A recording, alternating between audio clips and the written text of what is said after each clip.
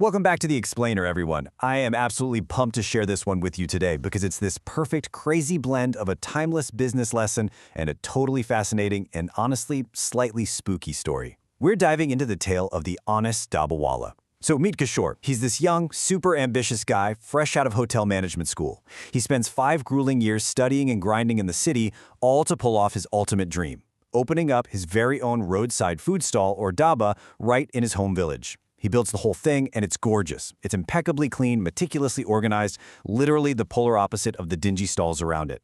But opening day rolls around, and despite the shiny new setup and all that fancy formal education, his dream just completely shatters. The grand opening is an absolute miserable failure. Which immediately brings us to the central mystery we're going to solve today. Why on earth did an honest man's perfectly clean dhaba fail on day one? I mean, picture the scene. Villagers wander into this pristine new eatery. They sit down, take exactly one bite of the food Kishore has painstakingly prepared, and they just stand right back up and walk out. And they don't just leave quietly. They complain. They literally call his carefully crafted dishes hospital food. Ouch, right? For a passionate cook and a brand new business owner, there's absolutely no harsher feedback. So Kishore is just left standing there in his empty, spotless kitchen, completely crushed and frankly, utterly confused. Okay, let's dive into this disconnect. Kishore's original vision was driven by this genuine desire to provide healthy, clean food. We're talking grilled cottage cheese, plain spinach, lentils cooked with absolutely zero spices, just a little salt and cumin. He was basically thinking like a trendy city nutritionist. But think about his actual customers here. These are hardworking village farmers and laborers. They're spending all day doing back-breaking physical workout in the fields. They don't want a light, mild salad. They fundamentally need heavy, calorie-dense meals loaded with rich desi ghee, spicy dal tadka, and robust flavors just to refuel their bodies. Kishore was entirely focused on what he wanted to cook, completely ignoring what his market actually needed to consume. It's a textbook case of a total lack of product-market fit. Section 1. The Ghostly Business Mentor.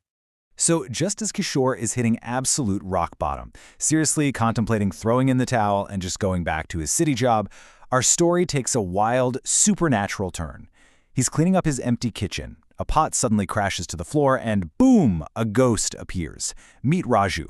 He's a former dhaba owner and he steps right in to give Kishore a pretty brutal but totally necessary business consultation. And his absolutely crucial point is this: a business succeeds where it gives people what they want, not what the owner wants to give. Sounds incredibly simple, doesn't it? But man, it is the #1 trap that passionate creators and entrepreneurs fall into. Raju basically forces Kishore to drop his ego and forget his hotel management textbooks. He tells him to stop looking at the plates and start looking at the people. Those farmers need serious energy, not dietary restrictions.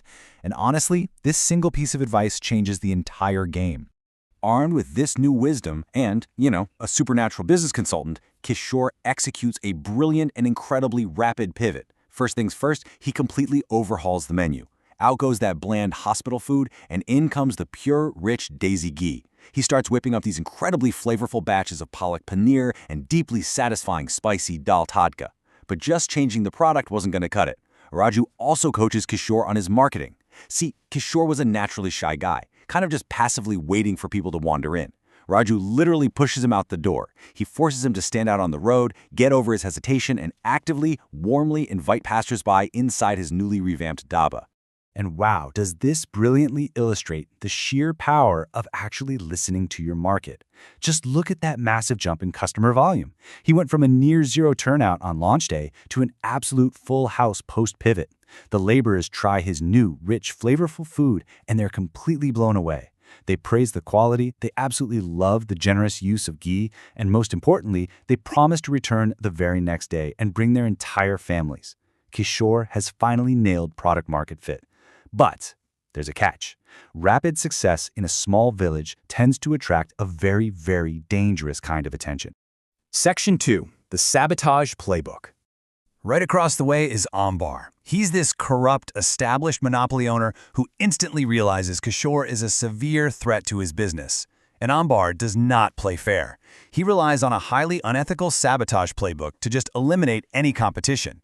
Step 1. Intimidation.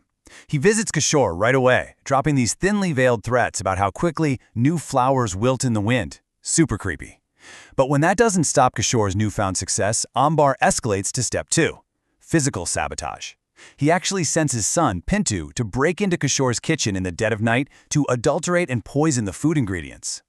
Ambar's ultimate goal, step 3, is to let the villagers get sick so he can spread malicious rumors and completely ruin Kishore's reputation forever.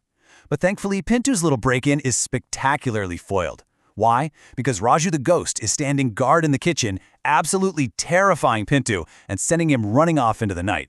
Now let's move along and see how this builds. Because to understand exactly why our ghostly mentor is so deeply invested in this fight, we have to look at Raju's own tragic backstory. Years ago, Raju was basically the Kishore of this village. He opened a successful, totally honest dhaba, and Ambar started losing his customers to him. But back then, Raju didn't have a ghostly protector looking out for him. So in year 3, Ambar successfully broke in, adulterated Raju's food, and made the villagers terribly sick. Ambar then flipped the script, blamed Raju, and manipulated the entire village into exiling Raju and his family completely. Raju lost absolutely everything and eventually died in poverty. So he's returned as a spirit for one specific reason: to make sure Ambar cannot repeat this malicious history with Kishore. Section 3. The high-tech trap.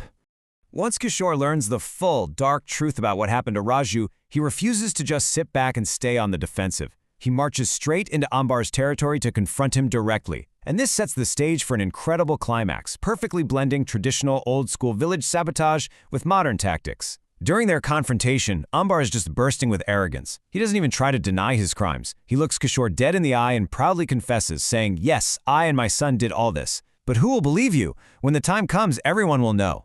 I mean, Ambar has operated with impunity for so long that he genuinely believes he's untouchable. He's absolutely confident that the village will always believe a wealthy, longtime resident over some young newcomer. So Ambar decides to strike first. He immediately organizes a formal meeting with the Sarpanch, that's the head of the village council, and gathers all the locals. To destroy Kishore, Ambar plays on the villagers' deepest fears. He publicly accuses Kishore of practicing dark witchcraft. He claims his spies have literally seen Kishore talking to thin air and conversing with invisible, evil spirits in his kitchen at night. And he demands that Kishore be banished, exactly like Raju was all those years ago. The crowd gets completely terrified, and honestly, it looks like Ambar has won the day. But then, Kishore completely flips the script. Now, what's really interesting here is how he handles it. When the Sarpanch asks if there's any actual proof of these crazy claims, Kishore calmly reaches into his pocket. He doesn't pull out some long defensive argument. He pulls out a smartphone. It was a gift from a buddy back in the city. Kishore simply opens the voice recorder app, a piece of technology that is entirely foreign to the arrogant old-school Ambar. See, Kishore had the brilliant foresight to hit record right before marching over to confront Ambar the day before. Section 4.